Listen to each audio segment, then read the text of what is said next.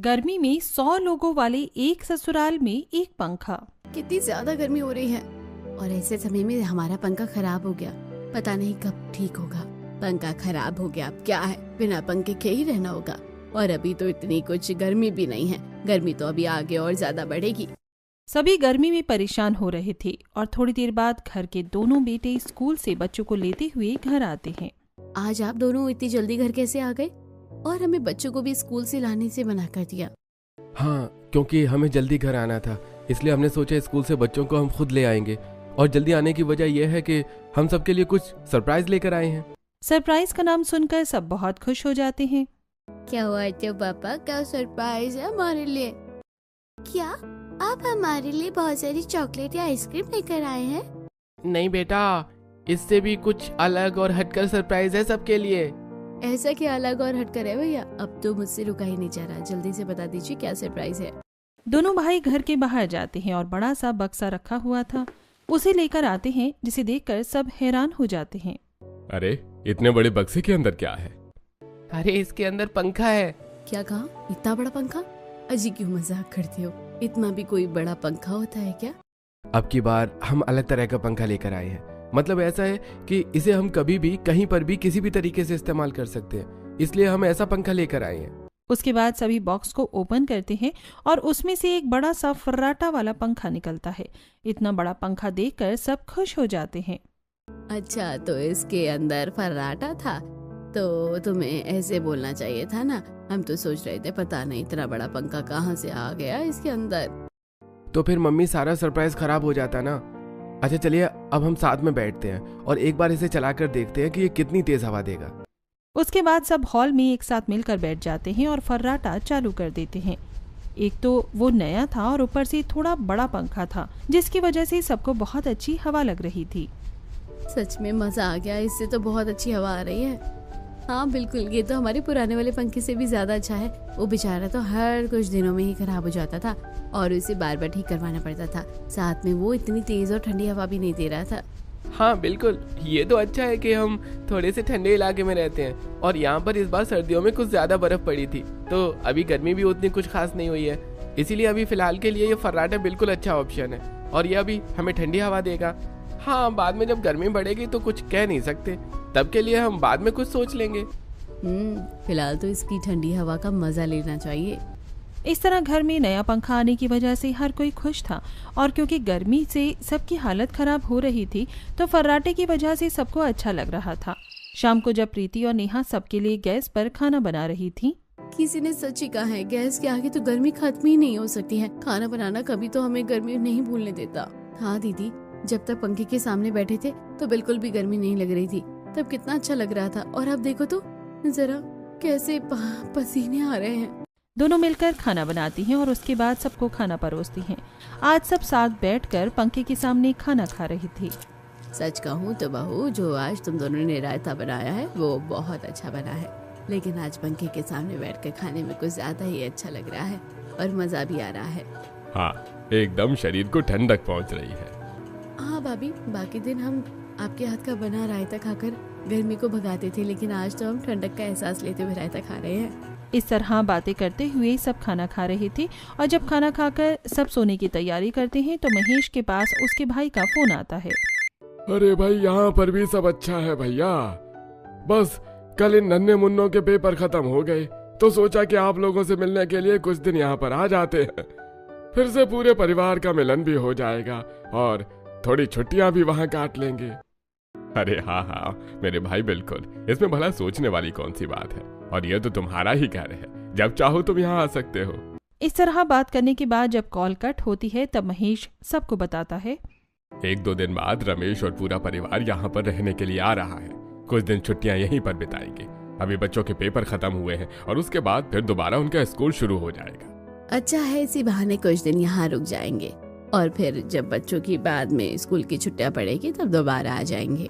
उसके बाद आज रात सभी हॉल में बिस्तर लगाकर एक साथ उस पंखे के नीचे सो जाते हैं। सुबह उठने पर रात को तो मजा आ गया, सोने में बहुत अच्छा लगा। हाँ, वरना इतने दिनों से गर्मी लग रही थी, अब पंखा आया है, अब जाकर थोड़ा अच्छा लग रहा है। फिलहाल तो सबको बहुत अच्छा लग रहा था, लेकिन उनके लिए एक बहुत ही बड़ा सरप्राइज आने वाला था जो शायद उन्होंने सोचा ही नहीं होगा। इस तरह पूरे 2 दिन बीत जाते हैं और फिर उनके घर पर रमेश का परिवार आ जाता है। दोनों बहू रमेश और शांति के पैर छूती हैं और बाकी सब एक दूसरे से प्रणाम करते हैं। प्रणाम भैया भाभी, आप दोनों कैसे हैं? अरे हम बिल्कुल ठीक है, आओ आओ अंदर आओ। बेटा जल्दी से सबके लिए चाय नाश्ता बना दो। ठीक है मम्मी जी, चलिए मैं आप दोनों की मदद कर देती हूँ। तीनों बहू रसोई में काम करने जाती हैं और वो सबके लिए प्याज, आलू ये सब काट रही थी और नेहा बेसन को घोल रही थी क्योंकि वो सबके लिए चाय के साथ पकौड़े बना रही थी। अरे सीमा, तुम्हें बेवजह परेशान होने की जरूरत नहीं है, हम सब खुद कर लेंगे।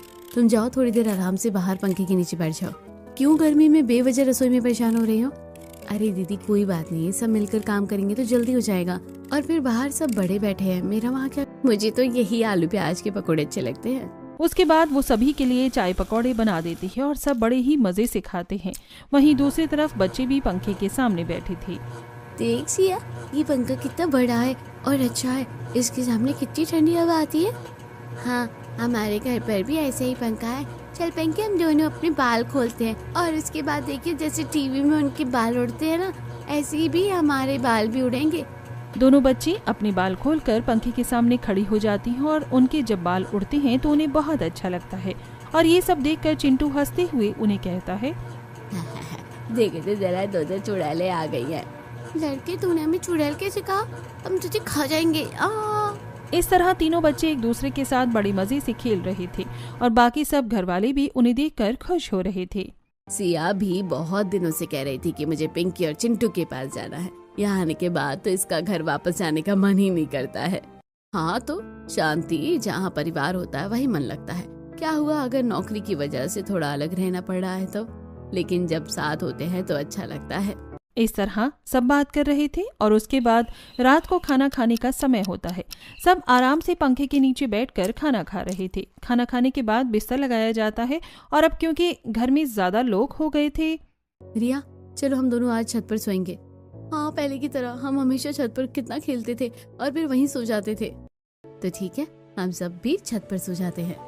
घर में कम से कम इस समय 16 से 17 लोग थे, इसलिए हॉल में चारों सास, ससुर, बच्चे और सारे लड़के नीचे सो जाते हैं। 3 बहू और 2 बेटी छत पर जाकर अपना बिस्तर लगा लेती हैं और आज थोड़ी ठंडी हवा चल रही थी। ऊपर सोने का भी अलग ही मजा है, बिल्कुल एकदम नेचुरल ठंडी ठंडी हवा लग रही है। अच्छा है, आज हमें गर्मी तो बिल्कुल नहीं लगने वाली। और थोड़ी देर पहले मैंने छत पर पानी भी डाल दिया था, जिसकी वजह से थोड़ी छत भी ठंडी हो गई थी और नीचे का भी एरिया ठंडा हो गया होगा। इस तरह सब आराम से सो जाते हैं। यूं ही दिन गुजर रहे थे और 2 दिन बाद वहां पर बुआ जी भी आ जाती हैं। रोहन उन्हें घर के अंदर लेकर आता है और साथ में उनका सामान उठा कर लाता है। सीमा, प्रीति और नेहा तीनों उनके पैर छूकर उन्हें प्रणाम करती हैं और बाकी सब भी उन्हें प्रणाम करते हैं। हाँ प्रणाम। हे भगवान, तुम्हारे घर तक पहुँचने के लिए कितना ऊपर चढ़ना पड़ता है। तुम लोग तो आराम से आ जाते होगे, लेकिन मेरे तो घुटनों में बहुत दर्द रहने लगा है। कोई बात नहीं दीदी, हम आपके घुटनों की मालिश करवा देंगे। हाँ जरूर, अगर घुटनों की मालिश करने से सब ठीक हो जाता तो मैं हर रोज मालिश ही करवाती रहती। थोड़ा बहुत आराम तो पड़ जाता है, लेकिन उतना कुछ खास फर्क नहीं पड़ता है। उसके बाद चाय नाश्ता लाया जाता है और बाकी सब बड़े पंखे के सामने बैठे हुए थे। चाय नाश्ता देखते ही कविता का मुंह बन जाता है। अरे बेटा, पहले इतनी ज्यादा गर्मी हो रही है और ऊपर से तो मुझे गर्मा गर्म चाय पिला रहे हो। अरे कम से कम कुछ अच्छा और ठंडा तो पिला देती, थोड़ा कलेजे को भी ठंडक मिल जाती। इतनी गर्मी में गर्म चाय पिलाकर सब कुछ गर्म करना चाहती हो।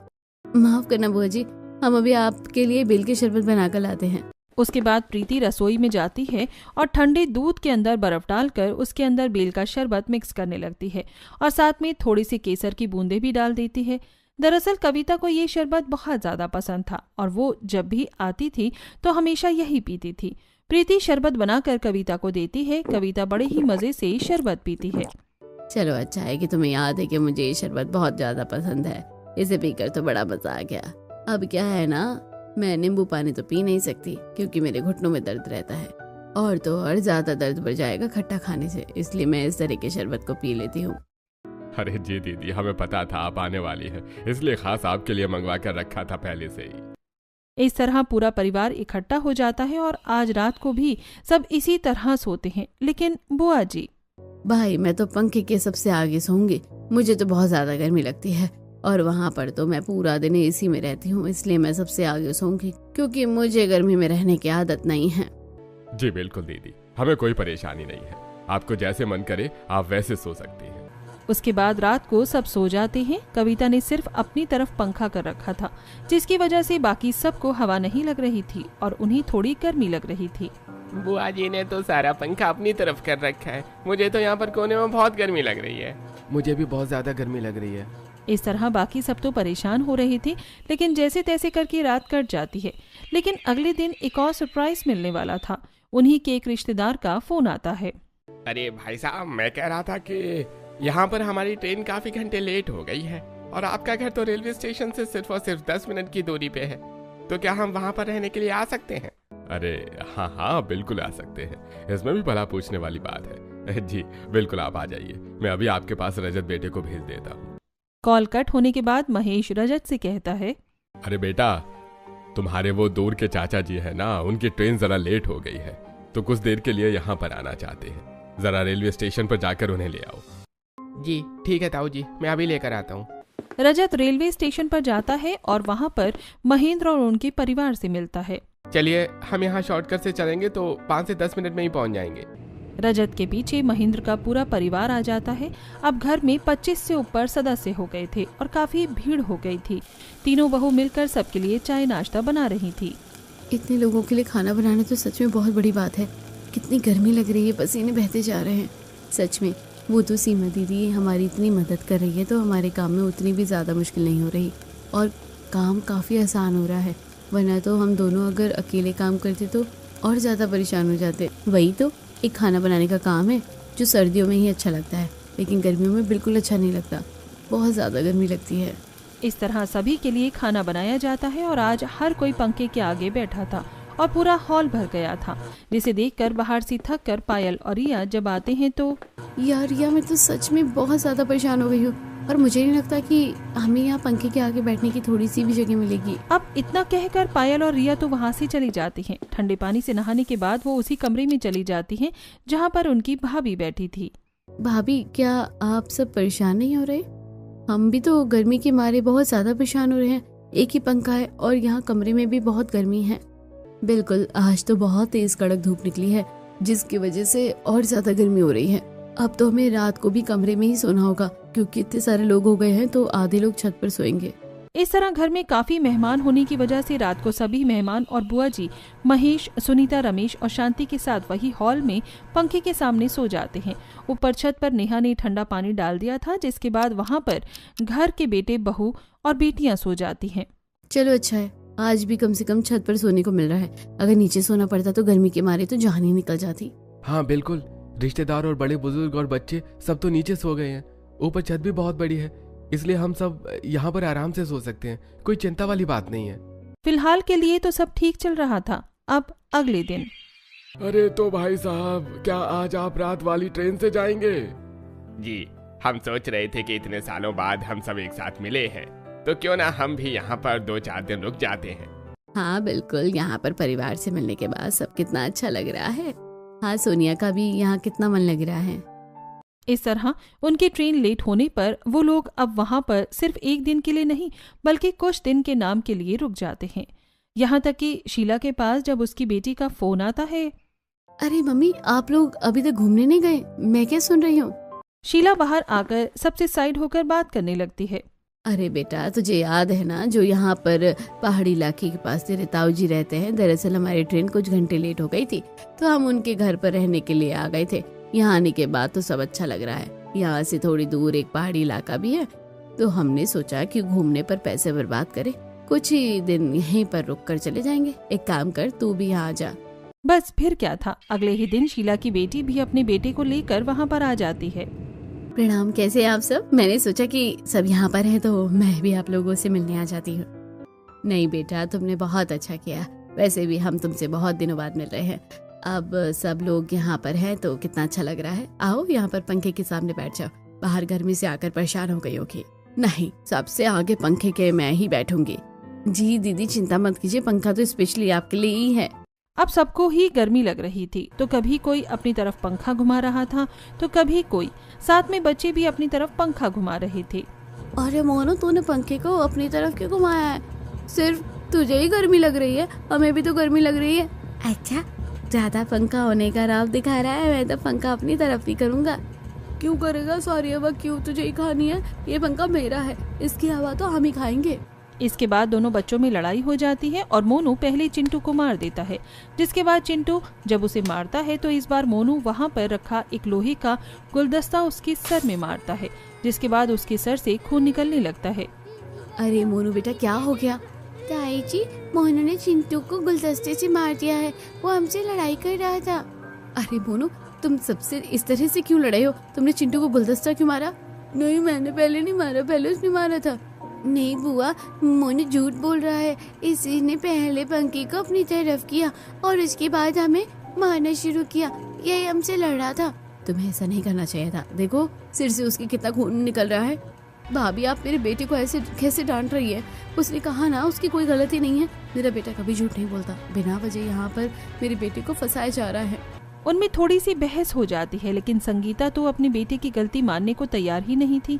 इसके बाद प्रीति और रोहन चिंटू को डॉक्टर के पास लेकर जाते हैं। वहाँ से दवाई करवाने के बाद जब दोनों घर आ रहे थे, अजी आपको पता है कि आज तो मौसी जी का भी फोन आया था, वो भी कल हमारे घर रुकने आ रही है, इसलिए अभी जाते हुए थोड़ा सा राशन लेते आई हैं। इतने सारे लोगों में कितना राशन लग रहा है।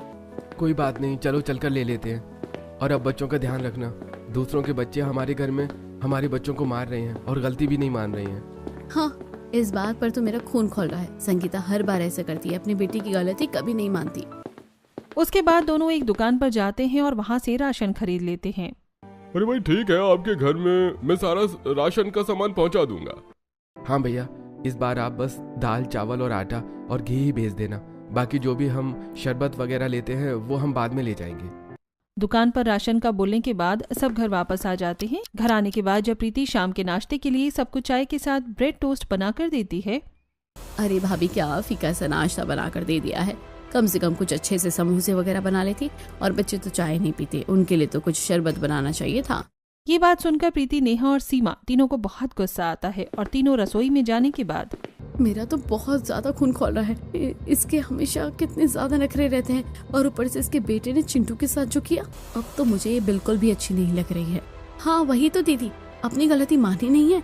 और ये तो सिर्फ 2 दिन के लिए आए थे, लेकिन अब हफ्ता होने वाला है, पता नहीं कब जाएंगी। हमेशा खाने में हाई फाई डिमांड मांगती हैं। इस तरह मेहमानों की वजह से सबको बहुत परेशानी हो रही थी, लेकिन गर्मी के अलावा और भी कुछ परेशानियां थी जिसकी वजह से परेशान सब हो रहे थे। जैसे रिश्तेदार के बच्चे वो घर में बहुत ज्यादा उधम मचा रहे थे, किसी को भी दोपहर में सोने नहीं देते थे। सोनिया और मोनू दोनों एक दूसरे के ऊपर तकियां फेंक कर खेल रहे थे। चलो चलो, हम सारे सामान उठाकर फेंक देते हैं। इस तरह बच्चों ने भी सबकी नाक में दम किया हुआ था। वहीं दूसरी तरफ आज घर में मौसी जी भी आ गई थी और उनके भी साथ उनके बच्चे आ गए थे। अरे हम कहाँ आ गए, यहाँ पर तो कुछ ज्यादा ही भीड़ है। अरे सल्ला तो बिल्कुल ठीक आई है। अरे अगर मुझे पता होता कि यहाँ इतने सारे मेहमान आए हुए हैं तो मैं थोड़े दिन बाद आ जाती। अरे कोई बात नहीं, चला आजा, हम अंदर चलते हैं। अब उनके घर इतने सारे मेहमान देखकर पड़ोसी भी उनसे मिलने आते हैं और चाय नाश्ता करके जाते हैं। मानना पड़ेगा सुनीता, तेरे घर में तो मेहमानों की बाढ़ आ गई है। हाँ बिल्कुल सही कहा, यहाँ पर तो बिल्कुल ऐसा लग रहा है कि जैसे कोई फंक्शन और शादी हो। बस क्या करे, भगवान की कृपा है, सब अचानक से हो गया। वैसे तुम्हारा ये पंखा तो बड़ा मस्त चल रहा है, कितनी ठंडी हवा दे रहा है। लगता है मुझे भी ऐसा ही खरीदना होगा। उसके बाद वहीं दूसरी तरफ बहुएं सबके लिए खाना बना रही थी। गर्मी में उनकी हालत खराब हो रही थी। इतनी गर्मी में सुबह से लेकर रात तक पूरा दिन यूं ही रसोई में निकल जाता है। कभी किसी के लिए कुछ बनाओ तो कभी किसी के लिए कुछ बनाओ, और इतने सारे लोगों के लिए बनाना पड़ता है। सभी को मिलाकर 40-50 तो हो ही गए हैं। ऊपर से संगीता और इसके घर वालों के लिए कितना सारा टिफिन पैक करना पड़ रहा है। अरे कोई बात नहीं, टिफिन पैक करना पड़ रहा है तो क्या हुआ, कम से कम यहाँ से जा तो रहे। उनके बच्चों ने सर में दर्द कर दिया था और उनकी भी इतनी डिमांड थी, पूछो ही मत। चले जाएंगे तो कम से कम थोड़ी राहत मिलेगी, क्या पता जाकर हमें पंखे के नीचे बैठना नसीब हो जाएगा। लेकिन अभी कहाँ। एक तरफ संगीता और उसके मायके वाले शीला और महेंद्र वहाँ से अपने बच्चों के साथ चले जाते हैं, लेकिन शाम को वहाँ पर दूसरे मेहमान आ जाते हैं। क्या अभी भी और मेहमान आने बाकी है? कुछ नहीं पता और कह नहीं सकते हम। इस तरह सभी मेहमानों से बहुत ज्यादा परेशान हो जाते हैं। लेकिन अब जो घर में नए मेहमान आए थे, अरे भाई देखा, मैं बिल्कुल सही कहा था ना कि बच्चों को लेकर यहाँ पर चलते हैं। यहाँ पर लाइट बहुत कम जाती है और हमारे यहाँ तो बहुत ज्यादा लाइट जाती है। आपने बिल्कुल सही कहा था, और हम मेहमान हैं तो हमारी कितनी खातिरदारी भी हो रही है। अच्छा अच्छा खाने को मिल रहा है और एकदम पंखे के नीचे बैठे हैं। हाँ, और वहाँ तो अभी अप्रैल के मौसम में गेहूं की कटाई चल रही है, इसलिए लाइट तो हमेशा जाएगी। और महेश भाई साहब तो बहुत ही शरीफ और अच्छे हैं, हमें भाई आसानी से जाने को बोलेंगे भी नहीं। महीना भर तो हमारा यहाँ मजे से कट जाएगा। इस तरह रात को सब नीचे सो जाते हैं। और अब घर में मेहमानों की संख्या बढ़ने की वजह से घर के बेटे ऊपर सो रहे थे, तो अब घर की बहू के लिए छत पर भी जगह नहीं बची थी, इसीलिए उन्हें कमरे में गर्मी में सोना पड़ रहा था।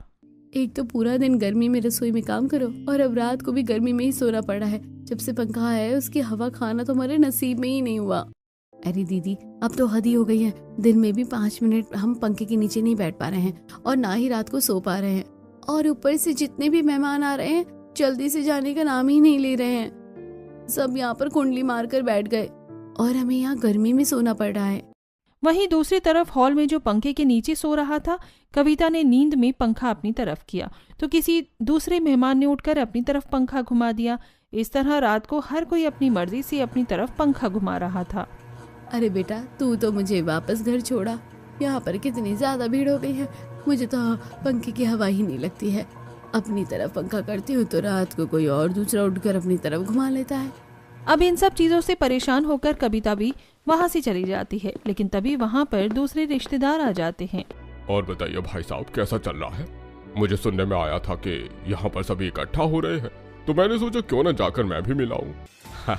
हाँ, बिल्कुल, आपने बिल्कुल सही किया यहाँ पर आकर। आइए आइए, बिल्कुल आइए, आपके घर में स्वागत है। इस तरह घर में और भी मेहमान आने लगते हैं, लेकिन वहीं दूसरी तरफ बहुओं की और बेटों की हालत बहुत ज्यादा खराब हो रही थी। फिर से सारा राशन खत्म हो गया है। अब तो राशन आ रहा है और 2-3 दिन में ही खत्म हो जा रहा है। इतने सारे मेहमान आते रहेंगे तो सब कैसे होगा? अब हम राशन कार्ड से तो राशन ले आए हैं, बस दुकान से ही लाना होगा। इस बार तो दुकान से भी 3-4 बार राशन आ चुका है। आपको बताया भाभी, हमारे सारे रिश्तेदार यहाँ पर आकर आ चुके हैं और कुछ तो यहीं पर इतने हफ्तों से जमकर बैठे हैं, जाने का नाम ही नहीं ले रहे हैं। एक तो पूरा दिन पंखा चलता है, कभी कोई पंखे के लिए लड़ता है तो कभी कोई। हमें तो इस पंखे की हवा खानी ही नसीब नहीं हुई है। वहीं दूसरी तरफ सबके खाने के लिए अलग अलग डिमांड थी। बेटा, सिर्फ जीरे वाला रायता खाकर मजा नहीं आया। इसके अंदर जरा खीरा काट कर डाल देती तो बढ़िया सा खीरे का रायता बन जाता। अरे बेटा, तुम मेरे लिए अगर बूंदी का रायता बना देती तो अच्छा लगता। हाँ बेटा, सलाद में भी आज सिर्फ खीरा है, ककड़ी नहीं है। ऐसे तो खाने का मजा बिल्कुल नहीं आने वाला। इस तरह वो खाने के लिए भी सबको परेशान कर रहे थे। सब तो ऐसे डिमांड कर रहे जैसे इनका घर ही है और यहाँ पर फ्री में सब कुछ मिल रहा है ना, इसलिए इतनी बातें आ रही हैं। ये वही लोग हैं जब हम उनके घर जाते हैं तो पतली सी चाय बनाकर पिलाते हैं। सच कहूँ तो मुझे भी बहुत गुस्सा आ रहा है। इस तरह सब परेशान हो गए थे और जब रोहन और यश दुकानदार से राशन लेने जाते हैं। भैया थोड़ा और राशन पहुंचा देना। अरे भाई साहब, इस बार तो आप लोगों ने हद कर दी। एक तो इतना सारा राशन लेकर गए हो, ऊपर से आगे के उधार पैसे भी नहीं दिए और अब और राशन लेने आ गए हो। पूरे साल का राशन एक साथ इकट्ठा करने का मन है क्या? देखो भाई, इतना सारा राशन मैं उधार नहीं दे सकता। बेचारे दोनों वापस निराश होकर घर आ जाते हैं। दुकानदार ने राशन देने से मना कर दिया और हमारे पास पैसे भी नहीं हैं। और हम तो एक्स्ट्रा टाइम में ओवर वर्क कर रहे हैं, लेकिन उसके बाद भी कुछ नहीं हो रहा है। और यहाँ तक कि हमारी सेविंग्स भी खत्म हो गई हैं। जो अर्जेंट सेविंग बची है उसी का राशन लाना होगा। नहीं भैया, ऐसे तो बहुत गड़बड़ी हो जाएगी। आपको इस बारे में ताऊ जी और ताई जी से बात करनी चाहिए। यहाँ जो कुछ भी हो रहा है गलत हो रहा है। तब रोहन महेश से इस बारे में बात करता है। पापा, आपको मेहमानों को अब घर जाने के लिए बोलना चाहिए। उन्हें 1 महीना होने वाला है। साथ में घर में और भी मेहमान बीच बीच में आ रहे हैं। कोई 2 दिन रुकने आ रहा है, कोई 1 हफ्ता रुकने आ रहा है। अरे बेटा, तो क्या हो गया, मेहमान तो घर में आते ही है, इतना मत सोचो। थोड़े टाइम की बात है, अभी बस गर्मियों की छुट्टियां हैं, इसलिए सब आ रहे हैं। इस तरह महेश रोहन की बात नहीं समझता और यहाँ पर यश और रोहन दोनों घर का खर्च चलाने के लिए एक्स्ट्रा ओवर टाइम कर रहे थे। नहीं मम्मी, आपने कहा था मेरे बर्थडे पर घूमने चलेंगे। बेटा माफ कर दो, इस बार पापा ने पैसे जोड़े थे लेकिन वो सब खत्म हो गए हैं। नहीं, मुझे आपसे कोई बात नहीं करनी। पिंकी गुस्सा होकर वहाँ से चली जाती है। एक्स्ट्रा ओवर टाइम करने की वजह से रोहन को हीट स्ट्रोक आता है और उसकी तबीयत बहुत खराब हो जाती है। देखिए, बहुत ज़्यादा गर्मी में रहने की वजह से इनके साथ ऐसा हुआ है। आपको इनका अच्छे से ध्यान रखना चाहिए। इतना कहकर डॉक्टर वहां से चले जाते हैं।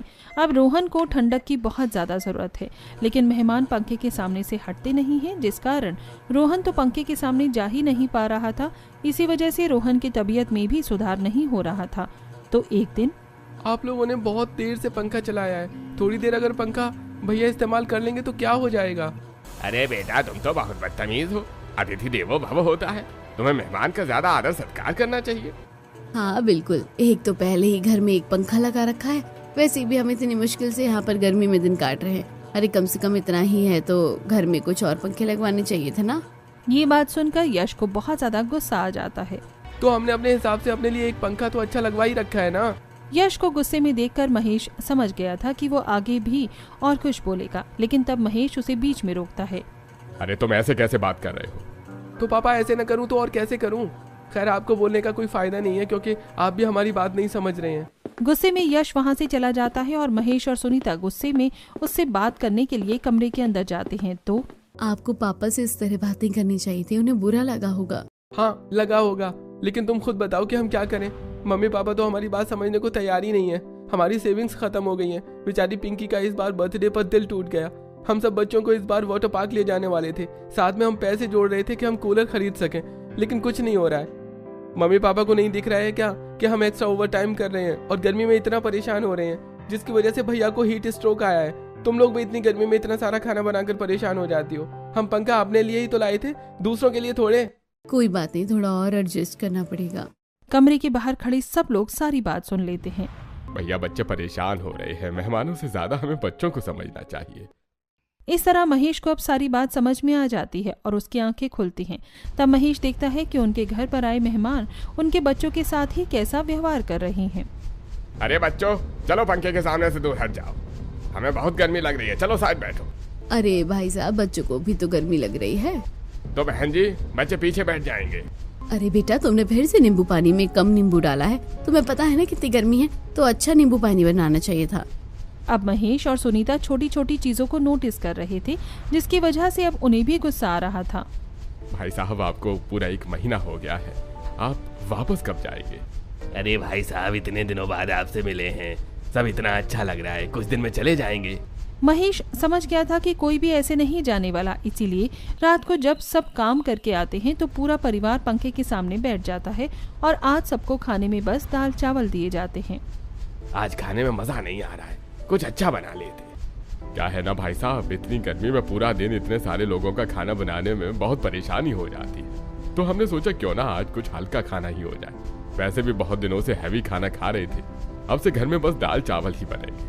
अरे भाई, आप सब कब तक पंखे के सामने बैठे रहेंगे? चलिए, सोने का समय हो गया है, हमें सोने दीजिए। रुकिए भाई साहब, आज आप सबको कमरे के अंदर सोना है, क्योंकि हमारे बच्चे भी गर्मी में बहुत परेशान हो गए हैं और हमारे बेटी की तो तबीयत ही खराब है। डॉक्टर ने साफ बोला है कि उसे पंखे के नीचे रहना है, इसलिए आप सबको अंदर सोना होगा। पंखा तो हमारे बच्चों ने ही अपने लिए लगवाया है। इस तरह अब जब मेहमानों को गर्मी में सोना पड़ता है और साथ में उन्हें जब सूखी दाल चावल खाने को दिए जाते हैं, तब अपने आप एक एक करके सारे मेहमान वहां से चले जाते हैं। इस तरह अब परिवार ही रह जाता है।